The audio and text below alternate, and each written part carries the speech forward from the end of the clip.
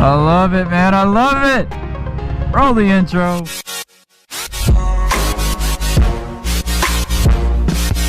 What's going on, everybody? It's Jay. Welcome back.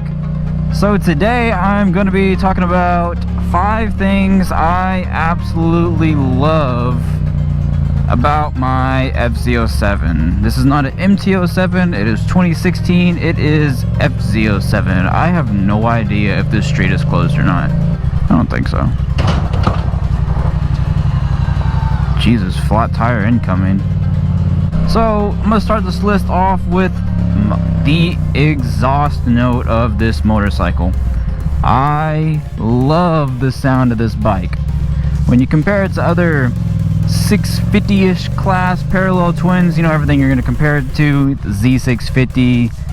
I haven't heard a clip of the Trident yet. I'm sure that's gonna sound good, but that's a... is that a triple? Everything else Triumph makes is a triple. I don't know. It may be a triple. Someone let me know. The Ninja 650, just everything in that general 650 class, right? It absolutely smacks. Nothing sound-wise, in my opinion, can touch this motorcycle in its class.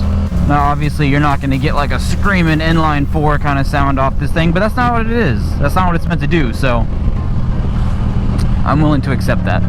Number 2 on the list is going to be how comfortable this motorcycle is. Now, when I talk about that, I've rode my friend's R6, right? I've already talked about that fact before. That bike's a lot of fun, but it's really uncomfortable. I use my bike 5-6 days a week, commuting to work and everything like that. And I want to be comfortable, you know, I don't want to be all hunched over and everything like that. So being able to sit moderately upright, handlebars instead of clip-ons, just being comfortable on my machine, that means a lot to me. Cars are not stopping. Because if I'm uncomfortable on my bike, I'm not going to want to go out and ride it. And you know, I bought this thing to ride at. I want to just look at it, even though she is purty. But I want to go out and ride it, you know what I mean? So the fact that it's comfortable and I can use it every day makes the list. Number 3 is going to be the versatility of this bike. Now, I have seen so many different variations of an MT-07 created. It's kind of wild. You know, you want to just cruise around town, don't do anything to it. Leave it how it is. Put an exhaust on it. If you're gonna go highway cruising, you could throw a windscreen on it. Yeah, I did that because I use it to commute, so for me it makes a lot of sense. You can put some bags back here on it. You want to track it? I mean, I highly suggest you do something with the suspension, but you know, you can track it.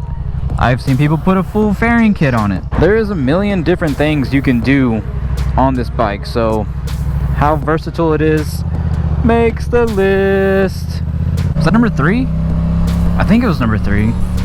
So I'm gonna say...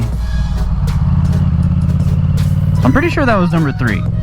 I've always watched YouTube videos like lists and stuff like this, and the guys are always like, was that this one? Was that one? I'm like, guys, how are y'all forgetting these numbers? It all makes sense now. Number 4 is going to be the power that this bike makes. Now, obviously, more power is always nice, but it is not always necessary, in my opinion, depending on what you're trying to do. But this bike makes like 70-ish to the wheel, I think, like 50 foot-pounds of torque, and that's great for me. I find that to be a really good sweet spot. I like how it feels, pulls really hard. Overall, it's just a good setup bike, you know what I'm saying? I like how it feels. It's never let me down. It's never underperformed when I needed it to. So, number 4, power. And number 5, I am going to kind of put 2 things together, and that's going to be the community and the aftermarket support for this motorcycle line. So, as soon as I got one, I hopped on Facebook, and it's almost like a Grom in a way. There's a huge following for Groms. So it's like cult-like almost. I found so many pages for the MT-07 FZ-07, and a lot of them include, ooh, big bump. A lot of them include like the Tenere also, and you know, that's cool. If that's your cup of tea, that's cool. I've never rode one, but you know, to each his own. But the amount of pages out there to support, you know, if you have questions, I never go on Google. I just go on these forums and these web pages, Facebook groups, good God. And there's always an answer in there if I have a question. I have not been able to not find an answer to a question that I've had yet. Sub homes. Oh, got it up a little bit right there. They're getting better, guys. I haven't gotten out to a lot yet, but I'm really excited to. They are getting better every day. They're not getting higher, like at all, but just being able to consistently get the wheel up, we're getting there.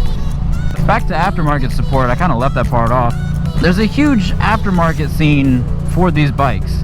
Now, this is a very popular motorcycle. A lot of people out there have it, so therefore, obviously, there's going to be a lot of companies making stuff for this motorcycle, and that's great for us as consumers because we have a big variety of stuff to actually pick from.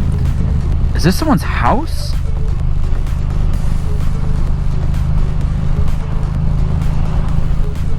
Guys, where am I?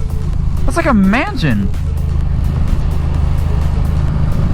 Anyways, there's a lot of aftermarket stuff out there, really good for us, and it just helps out overall, you know. But everyone, that right there is a stop sign. Is gonna be the end of this one for today. I'll have another one coming out relatively soon, probably the next upload after this one goes live. The 5 things I hate about this bike, you know, we're gonna hop on that train. So if you liked what you saw today, go ahead and drop a like. If you want to see more, subscribe. If you got any questions, go ahead and drop those down in the comments. Let's get a conversation going, guys. Other than that, y'all have a good one, and I will catch y'all next time, everybody. Peace.